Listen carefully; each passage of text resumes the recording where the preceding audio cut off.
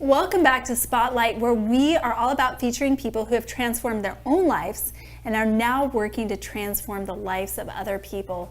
Joining me today, we've got our co-host, Steve Rogers. Pleasure so glad to be here. to have Thanks, you back. Allison. And then we've got special guest, Melissa Campbell. Now, Melissa, you really have gone through this journey of transformation in your life. We're talking today about triumphing over trial. And you had some major trials when it came to in vitro fertilization, when it came to adoption, and being able to triumph over those. So I want you to tell us a little bit about this journey that you've been on, because I think, you know, when you're younger, when you're growing up, you never really think you're going to deal with these things. So tell me a little bit about that. For sure. When you grow up, you have this plan of, I'm going to get married, and then, you know, maybe I'll finish school, or, you know, then I'll have my children. A lot of us go through life just thinking that it's going to happen the way that we think, and it doesn't always happen. Oh, totally. You know, I don't know if you did this. I don't know if men do that, if boys do this like girls do, but, you know, I'm in elementary school. I'm like, I'm going to get married when I'm 25. I'm going to have 5 kids. Totally. This is where I'm going to live, you know, and then... I had a 5-year plan. I had it mapped out. Huh? Yeah. And do you guys do this, by the way? Not so much. No, so much. I just wanted to know. Well, my 5-year plan, I kept repeating them, and they just never happened for me. And so I got married. We decided, you know, a few months into it that we would try and get pregnant. We would see what happens, you know, and I think I was a little bit in denial. After a year, it wasn't working, and I kept thinking, well, it's going to be an easy fix. So I went to the doctor, and you sit in with them, and he decided that Clomid was what I should try first. You know, it's the first step. So he gives me this prescription, and as he hands it to me on the way out with me and my husband there, he said, "This is a mood-altering drug. Oh, geez. Tell your husband not to divorce you until after you get off this drug." Great. Oh, no. And he wasn't kidding. Oh, really? It is a mood-altering drug. What did it do to you? What did you feel in the difference? Oh, the anger. Oh, really? Yeah. Wow. My feelings were very heightened. I would get hot flashes.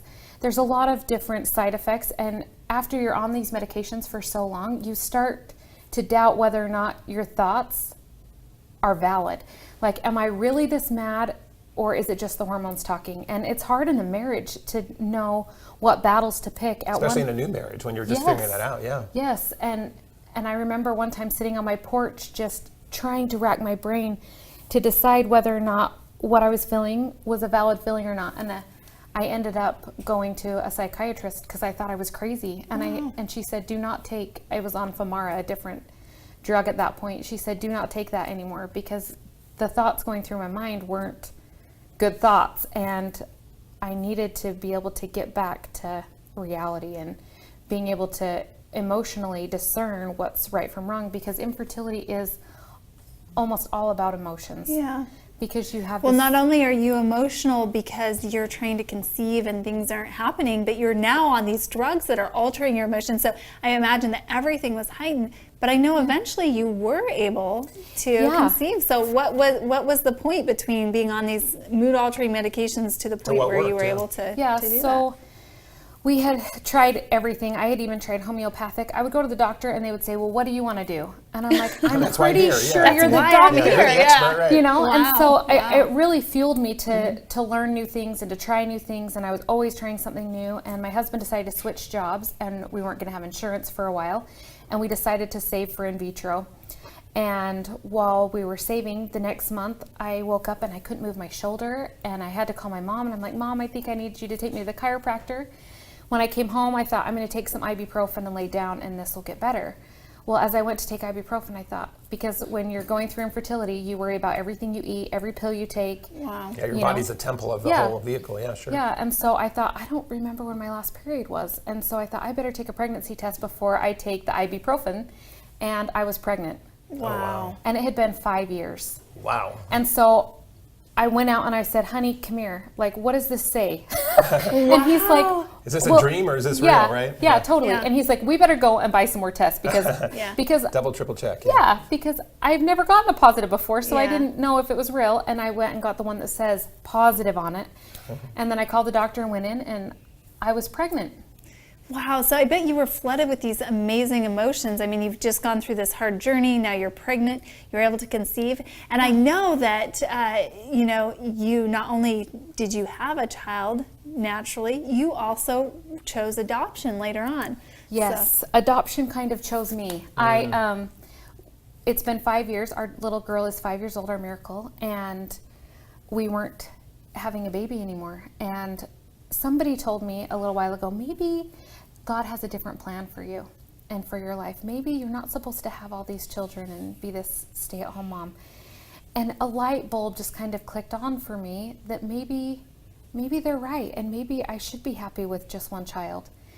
And as I had come to grips with that, the very next day, you know how Heavenly Father works in mysterious ways, I got a text asking me if I wanted to adopt. Oh my gosh. It's so amazing how when we submit our will and say, okay, you know what, God has a greater plan for me, or my higher power, whatever you believe in, how things seem to fall into place. So I love hearing about your story, about your transformation. I'm sure that there are people out there that can totally identify with what you're saying. And I'm excited to hear how you are transforming the lives of other people. So coming up next, we're going to hear more from Melissa about what she's doing now to help other people who've gone through the same struggles that she's gone through. Stay tuned. If you're just joining us, today's show is all about triumph and trial here on Spotlight, and we're spotlighting someone who's transformed her own life and now working to transform the lives of others. Welcome back, Melissa. So glad to have you here. Melissa Campbell is helping people who are struggling with infertility, who are trying to adopt, and I'm so excited to hear how you're doing that. And of course, we have Steve Rogers here. Thank you, and yes, Steve, thanks. You have your own experiences with adoption as well. So. Well, my wife actually was adopted. My wife came from a family of 6 adopted children. Wow. It carried on through our family in many ways. So I know a lot about people that have had challenges having children and found another way to give back to the world.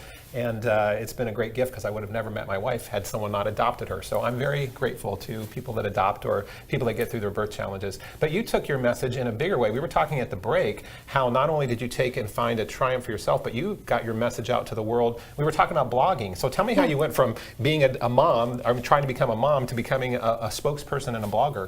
Well, I noticed that there were some real challenges and some things missing about the infertility world, and I wanted to share the ideas and the things that I was doing with other people, and it has kind of just blown up from there. We have a jewelry line that we're doing. We have doctors that help us, give us great knowledge. We have resources for other people, like your parents, if they're wondering how to treat, what things you should say, what things you shouldn't say. Well, and you know what I love about what you're saying is that oftentimes when we're in a trial, we feel so alone. And totally you described isolated. how you felt so alone and isolated when you were going through a time when you were having a hard time conceiving your first child. And I think what you're doing and what I hear from you is you're creating a community. You're creating a way for people to come together, support each other in their trials so that they really can triumph. And I want to hear more about this jewelry because I've been noticing this gorgeous necklace that you're wearing, beautiful pineapples. So tell me the meaning behind it and what does this jewelry have to do with infertility? What does it have to do with adoption? Good question. So we want to support women through the whole experience of the journey of infertility, and we've created some pieces that really have great meaning. This one right here is an oak leaf with an acorn, and the oak leaf is a symbol of courage, power, longevity, endurance, and also the acorn is a symbol of fertility. It's really hard to crack the nut of an acorn, but when you do, it grows into this beautiful tree that is so strong. And the strongest oaks aren't the ones that are hidden. They're the ones out in the open, in the rain and the winds and the storms. Good. That's a great symbol. Yeah. And what a powerful message.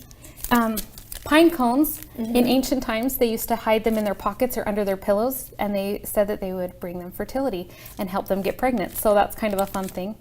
And pineapples, when a woman is going through IVF or IUI, they take off the outside, they cut it up into about 8 pieces and eat the whole slice, the core and all. Wow. It helps with implantation, and I had no idea. there's a hormone in the core. I did not know that either. Surprise! Learning many things today that I didn't know. Great. For sure. There's a hormone in the middle of pineapple that can help with a lot of things with inflammation. And when you eat that core, it will help the inflammation in your body go away. How much of this, when you were going through your own process, did you realize it was nutrition and health? And you were talking about emotion earlier. So now that you're through the other side, when you look at the power of emotion and mastering your emotions and the power of food, how connected were those? They're actually very connected. At one point, they told me that I had to get off of grain and to really eat fruits and vegetables and really lean meat, which was a really hard thing for me to do, especially because I did a lot of emotional eating. It's a hard thing going through infertility, and we eat our emotions. Yeah, comfort food, sure. Yeah. It's when you're in that's despair Well, spot. and there again, these are great tips that you can share in your blog that people that are experiencing this can go, they can find answers. They cannot feel so alone in their trials. And where can somebody get a hold of this jewelry? So on our website, triumphsandtrials.com, and if you go /shop, or if you just go to our homepage, you can find all of this jewelry there. We have a lot of other ideas. Some great things for people that you could give as a gift for a daughter or somebody going through infertility, or a great friend gift. There's a lot of ways to support anyone going through infertility. And this on our helps support website. your mission, because Yeah. the proceeds for this, I'm sure, help keep your cause going. Yes, So did you ever they do. think your challenge would become your mission in life?